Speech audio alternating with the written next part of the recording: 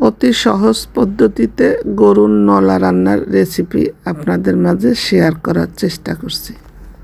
নলাগুলো পরিষ্কার করে গরম পানিতে ভিজিয়ে রেখেছি ঢাকনা সহ আধা ঘন্টা। একটি হাঁড়িতে তৈল দিলাম, তেজপাতা দিলাম, সব ধরনের গরম মশলা দিয়ে কষিয়ে দিলাম আদা বাটা, রসুন বাটা, পেঁয়াজ বাটা, সামান্য তৈল দিয়ে কষানো শুরু করেছি। এবার 2টো টমেটো আর 4টা রসুন দিয়ে একটু কষাবো। তারপর দিলাম গরম পানি, হলুদ গুঁড়ো, মরিচ গুঁড়ো,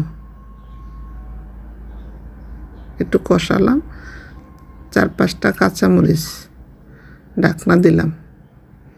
ঢাকনা খুলে দিলাম জিরার গুঁড়ো, একটু নেড়ে চেড়ে গরম পানি থেকে ভালো করে ধুয়ে মশলা কষানোর মধ্যে দিব। আমি চামড়া সহকারে নিয়েছি, চামড়া ছাড়াও নেওয়া যায়।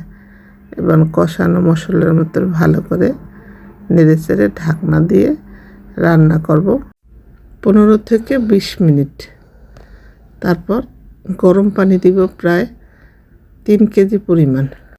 এবার ঢাকনা দিয়ে মাঝারি আঁচে রান্না করব 4 ঘন্টা। একটি হাঁড়িতে কিছু পেঁয়াজ বেরেস্তা করে ঢাকনা খুলে দিলাম, নেড়ে চেড়ে নামিয়ে ফেললাম। কেমন হলো কমেন্টে বলুন।